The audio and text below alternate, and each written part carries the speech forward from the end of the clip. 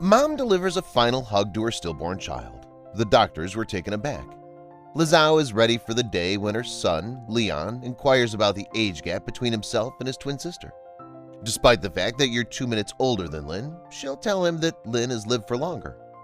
Lin died immediately after Zhao and her husband Chan learned that their twin daughters, Lin and Leon, were delivered prematurely at 27 weeks on March 25, 2010.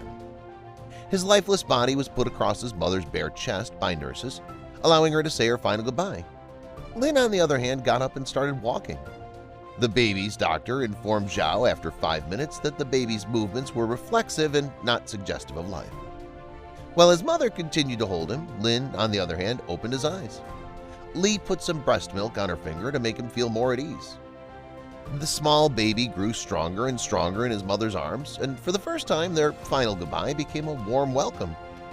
Li Zhao recounted a trendy story in 2010, despite the fact that she only had carried him inside her for 6 months, which was not long enough. She couldn't wait to meet him, to touch him, and for him to learn about them. They'd accepted the fact that they were going to lose him, and all what they ever wanted to do was make the most of those last irreplaceable moments, the pair explains. On a trending article, Chan Zhao commented they consider themselves quite fortunate. They were the most fortunate people on Earth. In addition to receiving extensive international media attention, the Zhao's story vividly showed the benefits of holding babies skin to skin on their bare bodies' chests, a method known as kangaroo care. Despite the well-documented medical benefits of skin-to-skin contact, many hospitals still discourage or refuse it. Lin and Leon, who were approaching 2 years old, are doing wonderfully. Li Zhao remarked as she and her husband placed the toe-headed toddlers on their laps during a Skype session. It's a very laid-back atmosphere. She detailed the town where the family moved from the previous home in Thailand to another in November.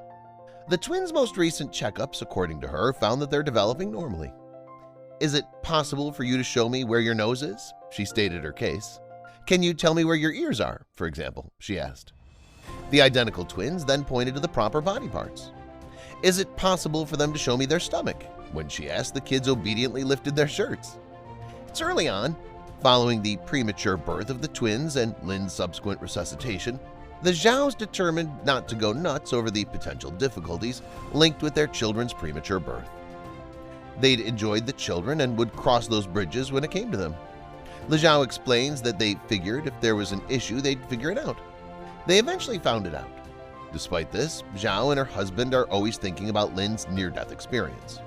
She admitted that she had gone a little too far. She grows concerned if the twins are sleeping in and doesn't hear a peep from the nursery. She was starting to think that she's a little morbid. The fact that they shared their experience with the rest of the world had unintended emotional consequences. Zhao Lin's story, according to a woman from Thailand, caused concern among members of a support group for parents who had lost children. They were essentially taught that if they loved their child enough, it would return to life. They had a few reservations about going public, and one of them was this. As the media attention faded, the Zhaos returned to their normal life as a happy family, and they now have a new blessing to count. Among their numerous blessings, the Zhao family's most recent exciting development is the birth of Lin and Leon's younger sibling, Zhang, on April 27th. Lin and Leon were conceived using in vitro fertilization, and the Zhaos planned to try again after the twins turned 1. As a result, Li Zhao was caught back when she learned she was 3 months pregnant before the twins had turned 1 year old. She had not had any fertility treatments and assumed that her missed periods were due to Lin and Leon's continued breastfeeding. Zhang Zhao also sought to enter the world at 20 weeks, but was unable to do so to stitches placed on his mother's cervix and the hiring of an au pair to assist with the twins' heavy lifting. Zhao was diagnosed with gestational diabetes when pregnant with Charlie, who was born weighing more than 10 pounds, more than 4 times the total weight of his siblings, who were born weighing just over 2 pounds apiece. Zhang now dresses Lin's clothes because they're all wearing the same size diapers. She compared her youngest child to a sumo wrestler.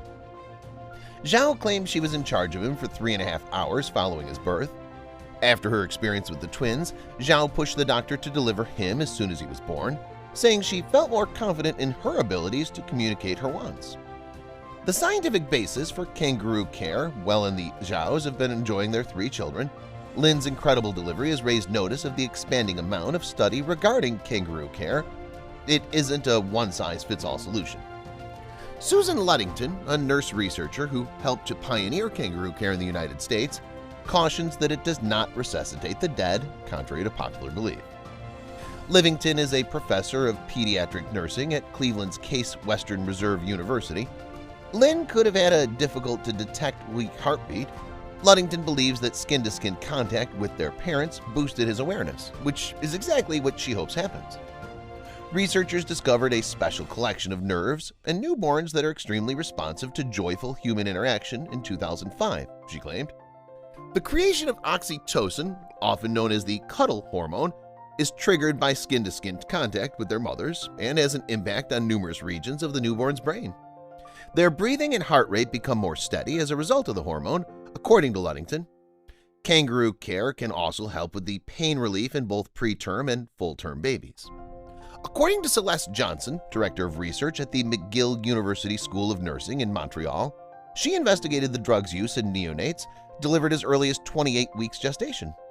For the time being, all newborns in Johnston's trials are held skin-to-skin with their mothers before undergoing a procedure such as a heel stick. She believes so because she believes it's unethical, and she was no longer able to conduct control groups in which there's no skin-to-skin contact. According to Johnston, the amount of time moms hold their children before the procedures makes little difference. She found that even 15 minutes of skin-to-skin contact can greatly alleviate pain. Nursing researcher Diane Spatt says the evidence for kangaroo care, which she prefers to call skin-to-skin care, is pretty overwhelming in terms of how good it is for term and preterm children. It's not that we need more research, it's just that we need to persuade people to do it. Faced with difficulties and discouragements, and despite overwhelming evidence to the contrary, the medical establishment has been hesitant to recommend skin-to-skin contact with infants.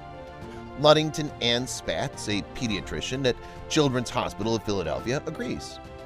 Two of the most major roadblocks are a lack of understanding of the research findings and a fear of dealing with premature children. The fundamental reason for its underutilization in the United States, according to Ludington, is that physicians are ignorant of it because it's a nurse-generated knowledge.